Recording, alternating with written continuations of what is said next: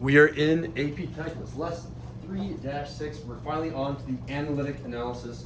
So again, the second half of the unit is without graphs. Let's see how we can do that. Our objective today, Alden, is to find where the function is increasing, decreasing, and has critical values without a graph. There it is. And again, we're still using the same old definitions, but there are going to be some new procedures here that I'll be teaching you. So the first thing is we're dealing with f prime test because all of these deal with f prime. This is going to be where f prime is positive, f prime negative, f prime is equal to 0 or does not exist. So the way that we do that, first we're going to draw, that's how you spell draw, draw an x-axis. You're just going to draw a line, just horizontal line, and you're going to find your FCVs.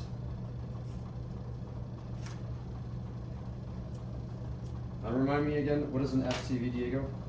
Critical value or equals 0 or does not exist. Or f prime is equal to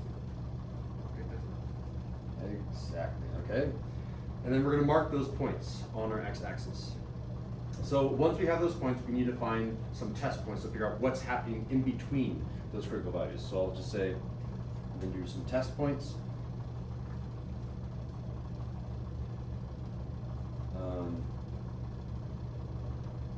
On, I'll say each side of CVs, or I should say, our FCVs. And the way that you do that is you plug into f prime. So I'll make a note over here. So this is plug into f prime. And finally, you're going to make some sort of conclusion. Say, you clearly have an f increasing here. You clearly have an f relative extremum here. Whatever, right? So it's going to be some sort of conclusion. All right, so let's try it. We're trying to find critical values where the function is increasing and decreasing again. Today's lesson is all three of those things. We have a function there. Let's figure out what's going on. So step number one, we're going to draw our x-axis. I'm going to go ahead and say, there's our line right there. These are all of our values of x. Cool. Now we just need to find the critical values. How do I do that again? What is a critical value? Where f prime is 0. Where f, yeah, so we don't even have an f prime, so we need to find an f prime and then set it equal to 0. Finding where it doesn't exist is setting the denominator equal to 0, and finding where it's equal to 0 is setting the numerator equal to 0. Let's see what happens when we take the derivative. Alden, can you take the derivative of our function for us? So 2, 3, x, yeah, 3x. Here. Negative 3x. There it is, yeah. negative 3x. Again, make sure that we all see that. The 2 came down in front, and then the 2 and 2 cross-cancel, leaving us with just the negative 3. Excellent. You guys are getting faster and faster with these derivatives. By the end of the year, it's going to be like nothing. It's going to be so easy. All right. So, we found f prime. Alden, what's the definition of an FCV again? CV, where the sign changes? That's a relative extremum. Oh. Isn't a point where the graph changes? I don't know. The speechy definition, like this one right here. Oh. Well, isn't it just sign change? I'm really confused. You want to help her out? Yeah, it's when f prime is equal to 0 or does not exist. Oh. Yep. So we have f prime, and we want to set this thing equal to 0 to find where that CV is. So now we're going to say, okay, negative 3x, I'm going to set you equal to 0. Now we're in the process of finding the CV. And we're going to solve and say, okay, yeah, divide by negative 3, divide by negative 3, oops, divide by negative 3, and x is equal to 0. And hey, we found the critical value. It's where x is equal to 0. So on our number line, we're going to mark and say, okay, we have at 0, we have a CV. Usually I reserve this test for saying all the numbers go down here and all the analysis goes up here. So let's see what happens. I need to figure out if this is increasing or decreasing. It's either increasing or decreasing here. It's either increasing or decreasing here. It's neither increasing nor decreasing here because f prime is equal to 0. This has to be positive. This has to be negative. They cannot be 0. So we need to plug in a point here, and this is called the sign test. So I don't know, what's a number to the left of 0 that we should plug in? -2, sure. Let's do it. I think -1 would be a little bit easier, but you can do -2 because that is to the left of 0. When we plug in -2, are we plugging it into f or are we plugging it into f prime? F prime. F prime, because that makes sense. We're trying to figure out if f prime is negative or f prime is positive. That's not going to tell us anything. It's going to tell us heights. This one tells us slopes. So I'm going to plug into -3x. When I plug in -2 into -3x, I get what? -6. Careful. -2 times -3. Oh, positive. Positive 6. So the only thing that you need to say over here is when I plugged in -2, I got a positive. I'll put a positive underneath there to remind me I got a positive. And then I will now make my interpretation. Hey, when I plugged in -2 to f prime was positive. Oh, f prime being positive. Isn't that a speed sheet definition? What is that? Wait, sorry. Repeat that again. When f prime is positive, what is that? That's when f prime is positive. Isn't that? My brain doesn't work backwards. One of these three. Increasing. It's increasing, so we'll say that this is f increasing right here. Cool. And it might be increasing over here as well. So let's go ahead and check. Let's go ahead and plug in some other test point. You get to choose this one, Alden. 1. Much easier than like, we could have chosen 10 or 1,000, but we're going to choose nice and easy. Just anything to the right of 0. When I plug in 1, Alden, am I plugging into f of x or f prime of x? F prime. Okay, so I'm going to plug in 1 into this x and I get what? -3. -3. And again, the focus here is on the sign. I don't really care about the number. I care that it was a negative. So I'll say, okay, I got a negative out of that, and therefore, Diego, what's the interpretation? We just found that f prime is a negative for everything over here. It's f decreasing to the right. Decreasing. Okay. Well, now we can make our analysis. So every single time you're going to be making this number line. Tomorrow we're going to be adding pieces to this number line, saying, and over here on the number line, we're going to analyze this CV and see if it's a relative extremum. And once we find if it's a relative extremum, we're going to find if it's a maximum. And then we're going to find concavity. We're going to put everything on the number line and figure out what's going on just based off of this. And again, you're making your own graph essentially. So we have an FCV where? 0. Oh. When x equals 0, yep. F is increasing where? X is equal to negative, any negative, I guess. Any negative number. How do I say that? Negative infinity. Negative infinity to 0. 0, yeah. So that is the interval notation. I can also do the inequality notation, say, hey, any values that are less than 0. And then we need to do f decreasing. How do you say that, Alden? F decreasing. Yeah. How do you say, hey, everything over there is f decreasing? X is greater than 0. X is greater than 0. Here, I'll put that over here. X is greater than 0. Do you know how to do the interval notation as well? 0 to infinity. Everything from 0 to infinity. Excellent. That's a good little first example. Let's try something a little bit harder. Good question. Yeah. So for the CVs, you always make it equal to 0. Doesn't that mean every single time is going to be 0? Every single time it is going to be 0. Because if you make the f prime equal to 0, isn't it always just going to be 0? Well, you might said. have a derivative that's just like a number. Yeah, what if the derivative is 3x plus 1? Then I would have that set equal to 0. I would subtract 1, divide by 3, and I get negative 1/3 is the CV. Right? You don't know what the derivative is going to be. Yes, if the derivative is just x, or x squared without a constant, then you're right. Let's go here.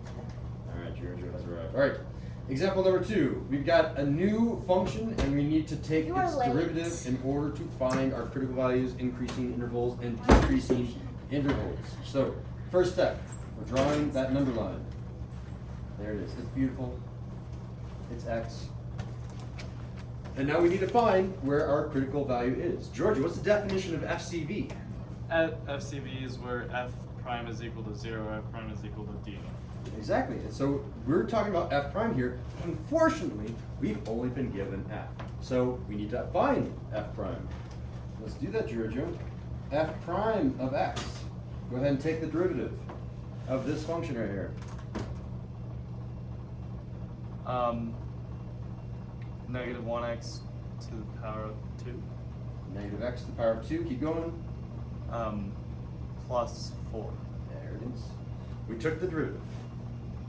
So, again, Georgia told us the definition of an FCV is where f prime is equal to 0 or it does not exist. Does not exist, again, is where you set the denominator equal to 0, but we don't have any denominator, so this one is only going to be set equal to 0. So let's see what I can do here. Let's move you a little bit to the left, and I'm going to set this function equal to 0. Essentially, this f prime of x is turning into a 0. I now have 0 is equal to negative x squared plus 4. All right, let's keep solving here. What should we do? Free response, anyone. What should we do here to solve? Subtract 4 on both sides. We could subtract 4 on both sides, but it is a little bit faster to add x squared to both sides to make them both positive. I am personally kind of scared of negatives because I always make the sign change error. I'm going to add x squared to both sides, but you could subtract 4 from both sides. If you add x squared, I think it goes a little bit faster. Oh, yeah. And then now we have x squared is equal to 4, and we don't have any negatives to worry about. But if I did subtract 4, I would have this additional step of multiplying both sides by a negative. This one is one step faster. And then from here, we do something. To get, right now it's x squared. I need to get just an x. Square So root. square root of it, you get it's just 2. Square I said root, it first. square root, No. and x is I equal did. to 2. That is not 100% correct. Why? That is 50% correct. Every time you square root, you must include the possibility that x was a negative. So x was equal to 2, and x was also equal to a negative 2. Negative 2 squared is 4, and positive 2 squared is 4. Both of those are potential answers. This is a very common mistake early on, but you usually never make this mistake later. And that means we have critical values at both positive 2 and negative 2. Mark them on our number line. We say, okay, here and here, at negative 2 and at positive 2, we have what? A CV. We'll label a CV on the top. A CV on the top. Technically an FCV. And we can already down here and say, hey, FCV, that happens at x equals negative 2 and positive 2. But now we need to find these intervals where we're increasing and decreasing. The way that we do that is plugging in test points. So again, we're relying on Giorgio, seeing if he can test us, give us a test point. Give me some number to the left of negative 2. Negative 3. Beautiful. We're going to say right here, negative 3. Okay, what we're going to do is we're going to plug that in, Diego, where? Are we plugging negative 3 into f, or are we plugging it into f prime? F prime. F prime, because we want to figure out if f prime is positive or negative. Because if f prime is positive, it's increasing. If f prime is negative, it's decreasing. So plugging in negative 3 to both this x, oh, there's just one x. You be careful here, Diego. So it's going to be negative 3, and then I square it first, because we're going to have parentheses when we do our substitution. So I'm going to square this negative 3 first and get what? 9. 9, and then apply the negative, Negative. and then add the 4, And that's going to be a negative 5. negative 5. The important thing here is not that it's a negative 5, but that it was a negative. So underneath here, we're going to say, hey, when we plugged in negative 3, we got a negative. Okay, so Alden, what's the interpretation here? What is this area here? This whole area is what when f prime is negative? Negative. Negative. You're right, but is it an f increasing, f decreasing, f CV, f relative extrema, an inflection point, concave up? Decreasing. It's decreasing. So we're going to come over here and say it's f decreasing over here. All right. Alden, you're in charge of this entire middle quantity. Something is happening here. I don't know if it's increasing, decreasing, but I know right here is the junction where it switches. It could switch to a negative to a positive, but it might still stay a negative. I don't know. So what's our test point? 0. I like it. 0 is nice and easy. When we plug in 0 to f, and what are we doing to 0? To f prime. 0 goes into f prime. What is that going to be? 4. 4, which is positive or negative? Positive. Yeah, And positive. therefore, interpret this interval right here. This whole interval is Positive. It or is yeah, increasing. it is increasing. So this is an f increasing. Beautiful. It's an F minimum too, right? You're already into the next. You're on lesson 3-7, Georgia. We're in lesson 3-6. You are 100% correct. And I'm really happy that you guys are already starting to see it. Like, wait, f prime went from a negative to a positive at that critical value. Therefore, it's a relative extremum because it's a sign change. And not only is it a relative extremum, it went from a negative to a positive. And that's the definition of a minimum. We're going to do that tomorrow. But you guys are already seeing that, which is excellent because that's the long-term push. All right, we'll give this whole one to Diego. What are we doing over here, Diego? Plug in. Yep, plug in a number. Plug in 3. Let's plug in 3, the nice, easy next number. Okay, we're plugging in 3 into that x. Tell me what happens. So if we plug it in, it's going to be again. Did we do that first one? Because if we put in this 3. Watch what happens. Yeah, so look, Square. I think I should have walked through this one a little bit slower off to the side because it's the most common mistake. When we plug in -3, we'll have f prime of -3 is equal to negative, in parentheses, -3 squared plus 4. Where do the parentheses come from? Whenever you plug things into an x value, you have parentheses around it. From here, -3 squared turns into a positive 9. Then you still have the negative out front, plus 4. Negative 9 plus 4 is a -5. So we do indeed get a negative down here. Whoa. That's weird. Okay. So I guess we continue that one then. It's going to be a negative, then in parentheses, 3x. Negative No, 3 just 3. squared plus 4. Keep going.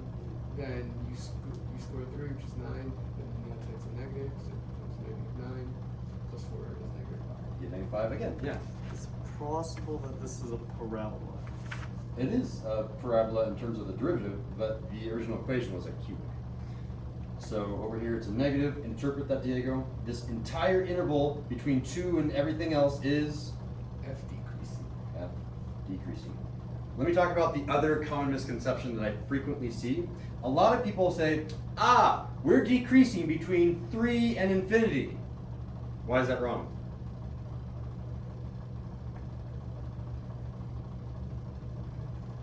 People will say, hey, we're decreasing between 3 and infinity. That was a test point. You can't just randomly go say, yeah, everything from the test point forward. It's everything always from the CV forward. So it's decreasing whenever we are more than 2 or less than -2. These test points were just to check the sign, but you don't actually start your interval at -3. You don't start the interval at 3. You don't start the interval at 0. You start the interval wherever you have those critical values. You say everything to the left of -2, everything to the right of 2, everything between 2 and 2. You don't say, between 0 and 2 is increasing. That doesn't make sense because that was just a test point. That wasn't an actual value that made sense. I could have tested -1. I could have tested 4. Those were just random values. So Giorgio, go ahead and do these intervals. Between what values am I increasing? -2 and 2. Okay, so we can say down here, this is between -2 and 2. That's our interval notation. If I did inequality notation, you can say x is between -2 and 2, like this. And how do I do my f decreasing notation, Giorgio? You can do -infinity to -2. Like that. And what is the other one?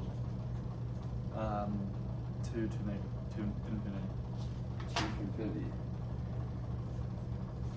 And I need to move these guys over. I'm gonna forego doing the inequality notation. I don't think I have enough room to fit it right here, and I don't have very much room down here. So, but yeah, you'd say kind of the same. You'd have 2 of these. Cool. And we have a backside.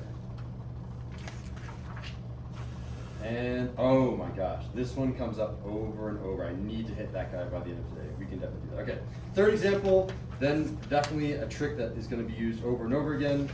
And then we're moving on. All right, so again, we're just trying to find where we have a critical value, where we're increasing, where we're decreasing. Walk me through these steps faster. Start it off, Alvin. Well, we take the derivative Sure, of let's do it. everything. F prime of x is now equal to X a second plus 4x, and then that's it. That is it. Let's go ahead and make our number line. Diego. Next steps, go. Do we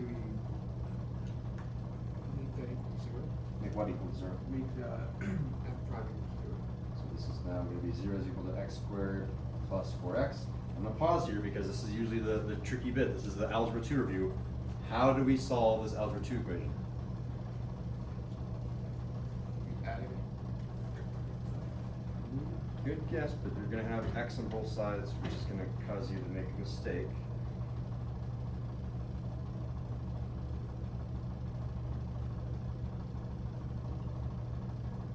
Generally speaking, whenever you have a mixture of an x squared and an x, the answer will always be factor. When you have a mixture of an x squared and an x, you need a factor. You'll do one of two things when you factor. You'll either do a ninja star, or you'll just do a greatest common factor, a GCF. In this case, we're going to be doing a greatest common factor because both of these things can factor out what? X. X. So let's do that. When I factor out an x, I'm left with x is factored out of something else being set equal to 0. I'm factoring out an x, which is the equivalent of saying each of these terms is divided by an x. X squared divided by x, anyone can shout out. X. And then 4x divided by x, shout out 4. 4. And I copy down the sign in between. This plus sign comes down here for a plus sign. We have now factored it out. Now that we've factored, we're using this zero product property, which again, if you have forgotten, if I have a quantity multiplied by another quantity set equal to 0, one valid solution is that one of the quantities was 0, the other valid solution is that the other quantity is 0. If b is 0, this entire thing is 0. If a is 0, this entire quantity is 0. So if I have one thing multiplied by another thing, this quantity could be 0, or this quantity could be 0. Both are valid solutions. So we'll say, okay, we have one valid solution, which is x is equal to 0. The other valid solution is x plus 4 is equal to 0. That's using the zero product property. And then Giorgio really quickly solves that right equation, and he gets x is equal to Negative 4. negative 4. What do I do, Giorgio, with this 0 and negative 4?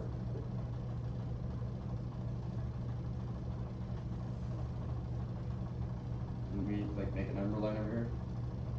Oh yeah, put it on the number line. Put them on the number line. So I have negative 4, I have 0. I can even list them right now.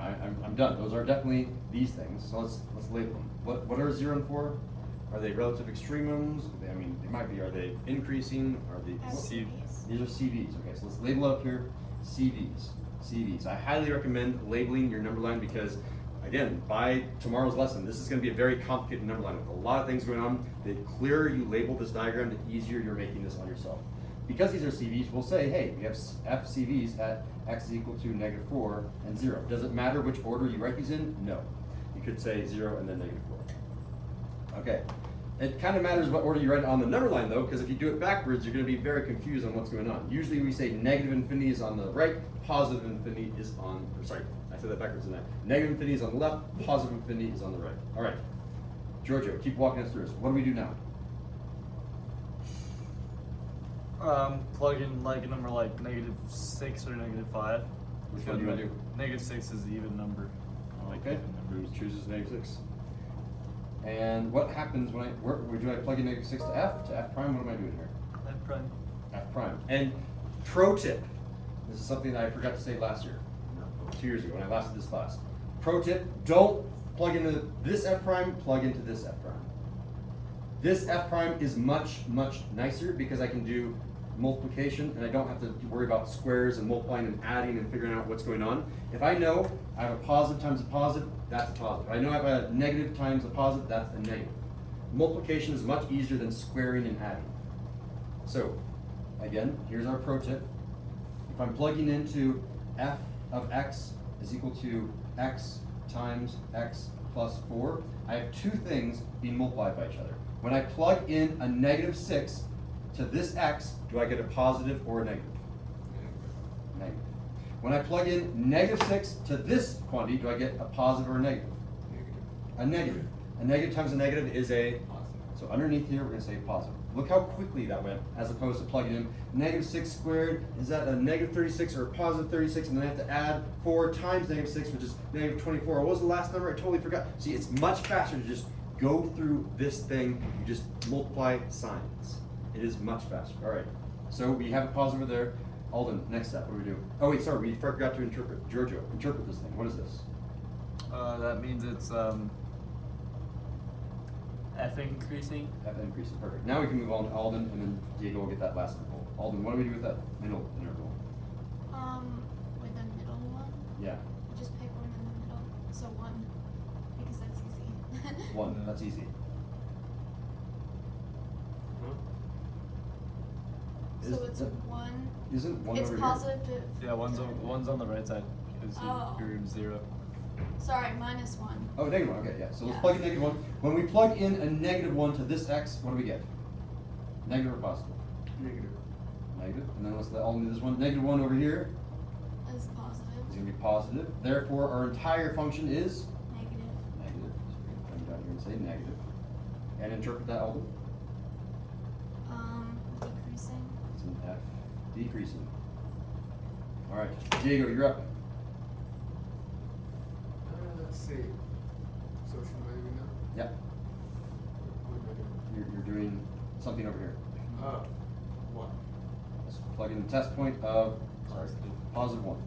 When I do that, what am I going to get here? Positive. So let's write down positive.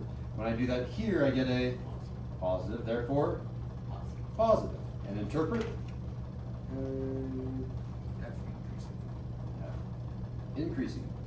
And now we can answer the question down here. Where is F increasing? Where is that, Diego? F is increasing from negative infinity to negative 6. Ah, see, you fell into that Oh, trap of you went to the shoot. test point. 4. Negative 4. You had a very good fix, yeah. Negative 4. And then 0 to infinity. There it is. And then Georgia, where is it decreasing? -4, comma 0. There it is. Let's leave interval notation there to go really quickly. All right, so that is all the examples I need to give you, but there are going to be these types of problems on the homework. This is kind of a new addition from John's notes. What if you have an e to the power of x? What if you factor that out? Generally what happens on the AP test on, I would say once or twice every single AP test, you will see this, is you have something like this. E to the power of x, or like 2e to the power of x. I need to be careful about how you'll usually see it factored out. I'm not going to go ahead and do that for you, but it's going to be like x plus 1. You'll say, okay, I have these two quantities, and I'm trying to plug in things over here to e to the power of x. This will speed you up really quickly. I want to figure out what will make this thing a negative, what will make this thing a positive, what will make this thing a 0. Because if I set this equal to 0, we'll know that we'll have an e to the power of x equal to 0. And I'm like, how do I solve this? What do I do here? There's a very quick way to do that. But first, let me talk about it over here. If I plug in a 5 into this x, what do I get? E to the power of? 5. E is roughly 2.7-ish. What's a positive number to the positive or to the power of 5? Positive. It's also positive. This number is positive. Okay, let's try negative 10. This is gonna, when I plug in negative 10 in for x, I get E to the negative 10. e to the negative 10. Okay, I have a negative power, which means I flip it, right? This is technically e to the negative 10 over 1. I'm gonna flip it now. This is 1 over e to the power of 10. positive 10. Okay. Now, again, e is just a number like 2.7-ish. When I have some positive 2.7 to the power of 10, the denominator of this fraction is going to be positive or negative? Positive. Positive. The top of that fraction is positive. A positive divided by a positive. It's positive. Wait a second, Mr. Sindel. You're just telling me if I plug in a 5, if I plug in a negative 10, it's always positive? And here's the trick. E can never be negative.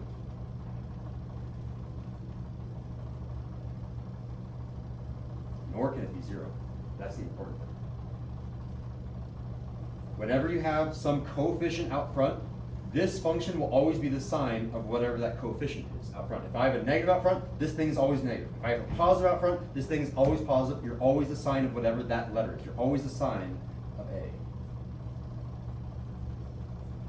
So if I had a negative right here, this thing, no matter what, will always be negative. If I did not have that negative, this thing will always be positive. And when I try to set this thing equal to 0, it will not ever be 0. You can just ignore it. if you're curious, why can this thing never be 0, you can make a really quick graph. If I make a graph of e to the power of x, it looks like this. It's an exponential, and this thing gets closer and closer and closer to 0 the more you go to the left, but it never is 0. It never has an x-intercept. That's kind of the hallmark of an exponential function. They get really, really close to 0, they never actually hit 0. You cannot set this thing to 0. Wait. Okay. Yeah. So 2 really big things, and I wrote them both here. Those are the key elements that I wanted you to take away whenever you see e to some power. E house, you're always going to have the same sign, and you'll never be 0. You don't have to worry about it changing signs.